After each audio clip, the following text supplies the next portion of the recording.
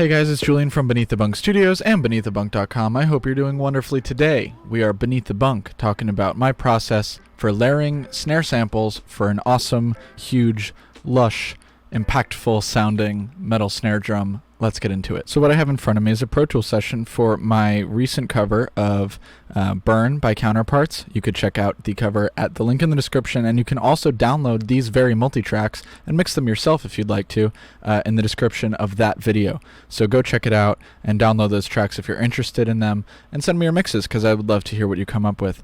Anyway, this is a little bit of what that sounds like.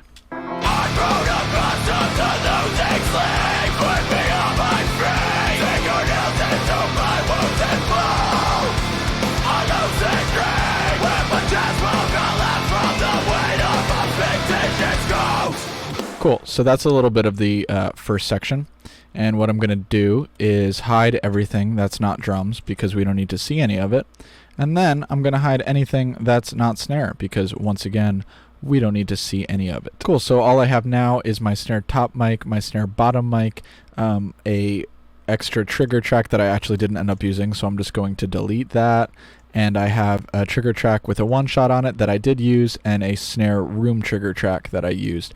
But for the most part, we're going to be focusing most of our attention on this one-shot. Right off the bat, as you probably maybe could have been able to tell, these are programmed drums. These are from Get Good Drums Invasion, very awesome drum library that I highly recommend. And on its own, the snare sounds like this without any of the extra samples that I layered in.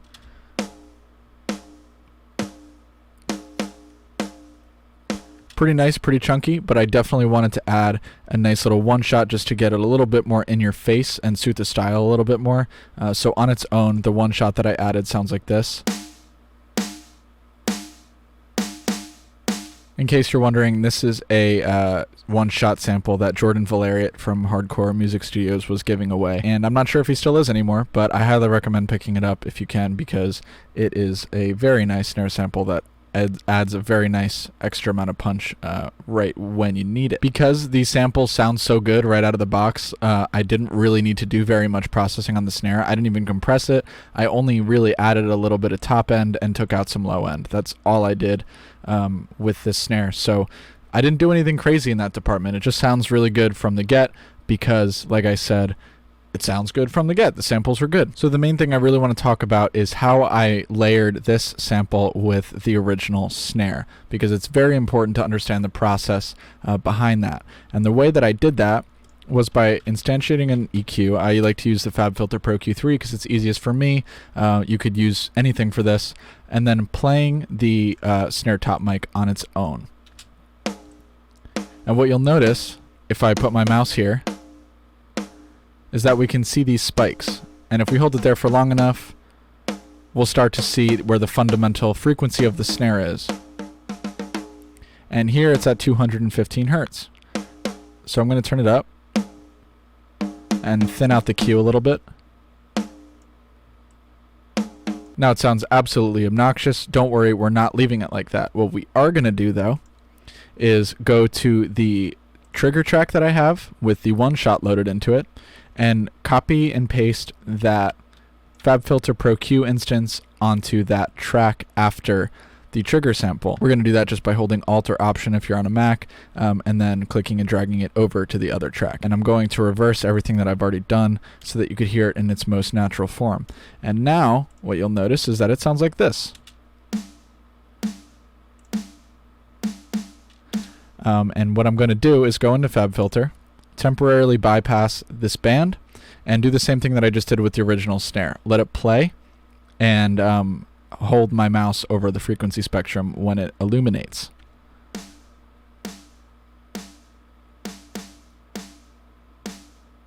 So if you look at the fundamental on this snare, we got 206 Hertz, which is not 215, obviously. What I like to do is make that fundamental match on both snare samples. And the way that I'm going to do that is, first of all, determining which value is higher. So 215 Hertz is obviously higher than 206 Hertz. So what you're going to have to do is open up Trigger, or whatever triggering thing you're using, and turn up the tune on this. And at the end of the day, I found that 8 was the number that was necessary in order for me to make these samples match up the way that I wanted. The next thing I'm going to do is solo the snare top and snare bottom. I'll just solo the room too, because why not? And make sure that the snares are in phase with each other. This is really, really, really important, because if you're messing around with layering snare samples and something's out of phase, your snare is going to sound absolutely bodiless. It's going to sound super thin and garbagey, and you don't want that. You want to have a nice little thud, or at least you want to have the option to have a nice little thud. If your snares are out of phase, you can't even add it because it just sounds like crap. So we really got to pay extra special attention to that. So what we're going to do is bypass these FabFilter plugins so that we don't have any woo-woo-woo-woos going on, and then we're going to play everything together. The snare room's really loud, so I'm just going to turn it off. And I'm also going to turn up the one shot so that it's easier to hear if anything's weird. This is what the original snare sounds like before I add the one shot. And now I'm going to add it right now. It actually sounds like it lost a lot of body. It sounds like there's no low end in the snare, and it sounds really weak and thin. That's a good sign, like I said, that the snares are out of phase with one another. So all we're going to do is click this polarity flip button, or phase flip, or whatever. Argue about that all you want. It's actually polarity, but everybody calls it the wrong thing, so we're just going to call it phase, just to go along with the crowd. And this is what it sounds like now. Without flipping it, and with flipping it. All that body is back. It sounds like a real snare now. It sounds like it has some punch. It sounds like it has some oomph, and it's a million times better, which is very awesome. So now those snares actually go together with one another. And now what we have all together with the room is this sound. And with all the drums, we have this. I'm pretty happy with that sound. And then all together, without the snare one shot, we have this.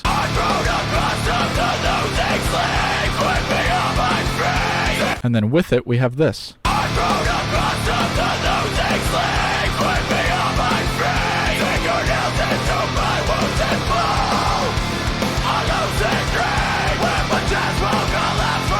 Much nicer, much more upfront snare sound. Still not really that upfront because I'm not a huge fan of the really loud snare sound, but definitely more punchy, definitely just overall more consistent, cohesive, and I really like that. Something else I want to bring up, because I did get some questions about this, was the really loud, large snare sample that comes in and out in some parts.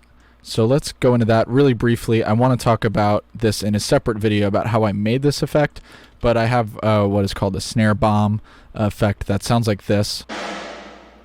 And all I did was use a Drum Shots from Drumforge room sample. I think it was from the Joey Sturgis pack.